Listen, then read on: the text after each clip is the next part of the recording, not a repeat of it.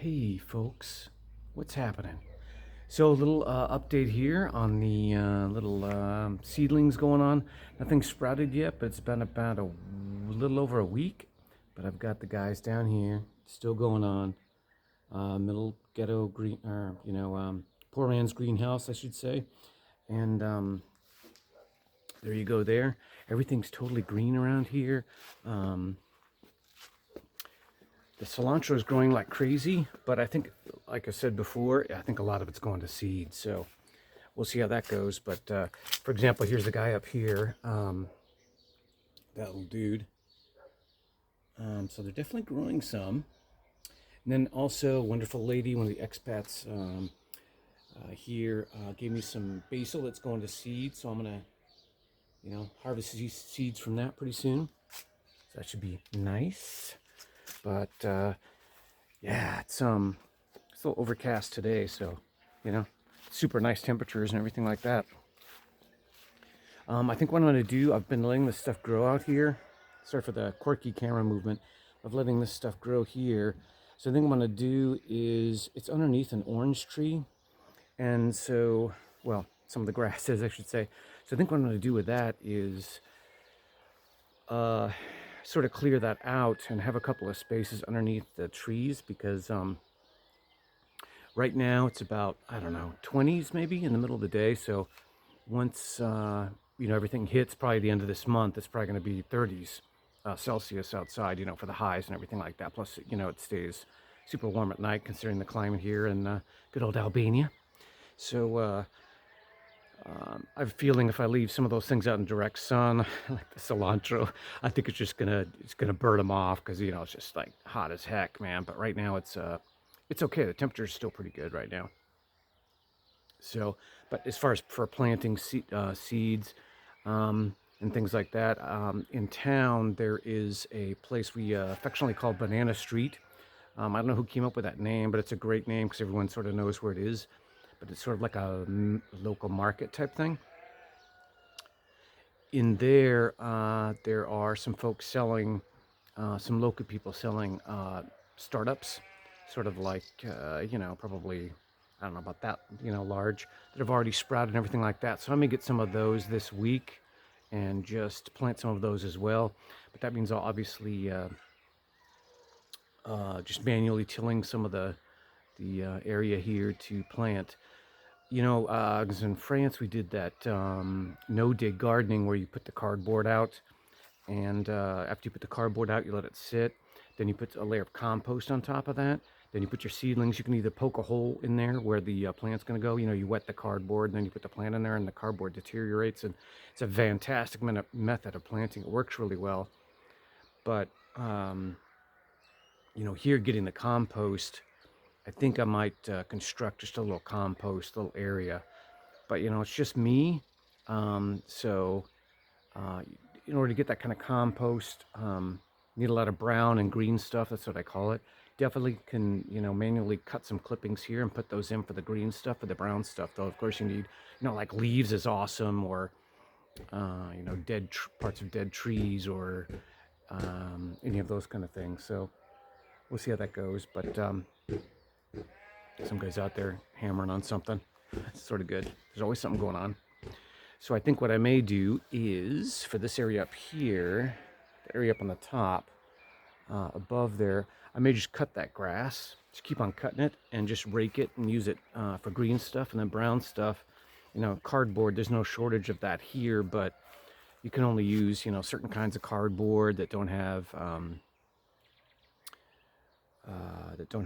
like colored markings on them, whatever that may be, printing, or any kind of markings at all.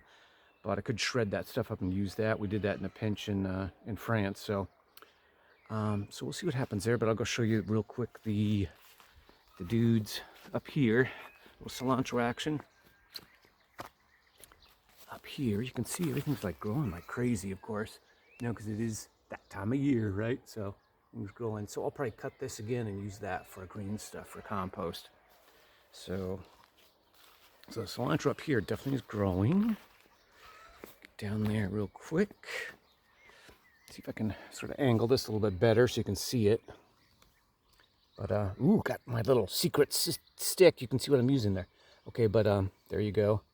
So the guys are going pretty okay. I just watered them, so they're sort of, um, you know, distracted by the watering. But I think they're going to seed. Honestly, I have to look it up because the leaves are a different shape and things like that. So it may be that I need to just trim those out, pinch those off. I don't think I'm going to get any kind of like good harvest on the cilantro this year because I'm really using it for seeds anyway, like I was saying before. Also, the little update with those dogs, they're definitely gone now, so I don't know what happened with them. So, but they're not around anymore. They haven't been here for days. But you know, got a few little quote unquote wildflowers up here. You know, my mom likes to see those. I mean, it's not anything crazy, but got these little guys right here. You know, just the regular that time of year. Got flowers all over the place. So I definitely choice not to mow everything down, just to mow it, because obviously those flowers provide a lot of I don't say food, but methods for pollinators to get to those and use those, and obviously it adds a lot of diversity, right? So pretty much out here, you know, everything is the same thing. Sorry, I know I'm flipping it around a lot, but you know, you got those little guys there. You know, I know it's like this is small, this is small gardening action, but I'm gonna have to look some of these things up because I think some of them are definitely edible. But I just have to check that out here and see which ones are and which ones aren't, because there's definitely a large variety of plants because they're growing somewhat wild. And also, lastly, my singular neighbor rosebush.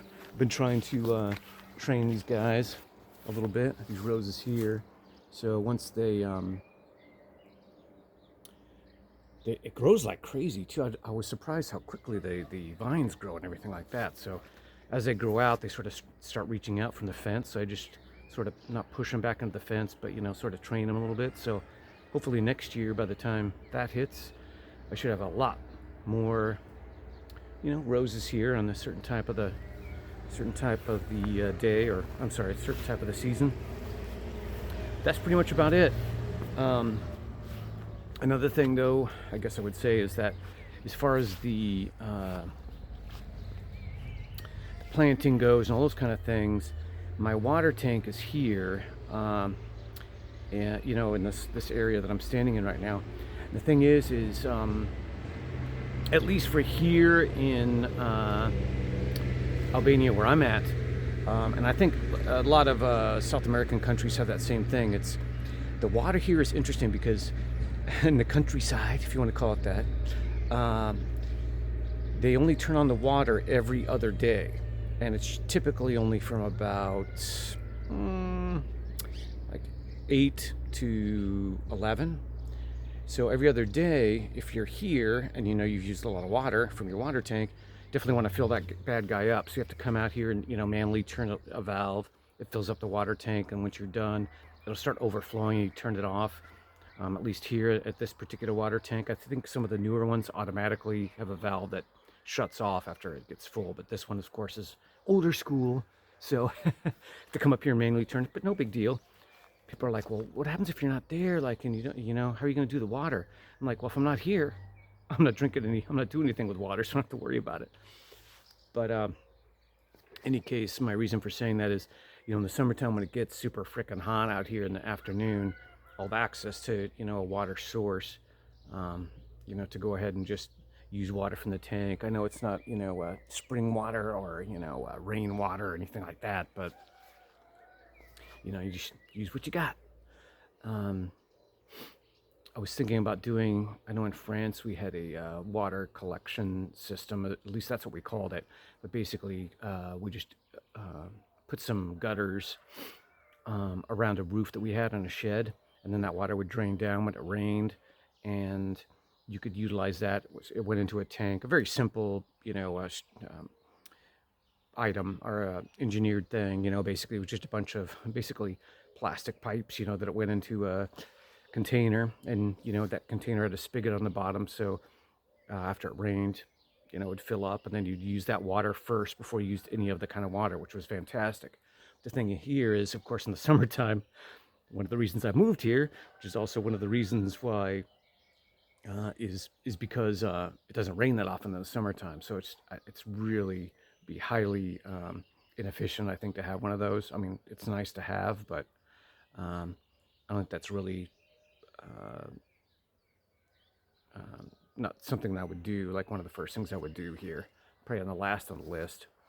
I have a lot of interior things that I need to do inside my place as well, but until we find a place to practice, I don't really want to disturb, well, my my instruments and stuff, my electronic equipment in there, much less the drums that a buddy of mine, Matt, has here currently. So once we figure out a practice place and stuff like that, then I'll go ahead and start doing the interior stuff and probably show some videos of that too, just for kicks.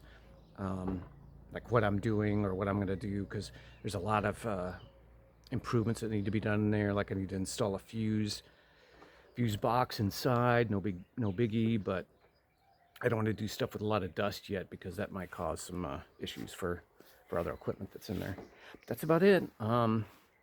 Just waiting for the seeds to sprout, and other than that, waiting or probably go downtown and get some of those seedlings, and I'll try to shoot a video when I get those, and we'll see how that goes. Hopefully I'll have some vegetables at some point this year. So anyway, adios, and I'll talk to you soon.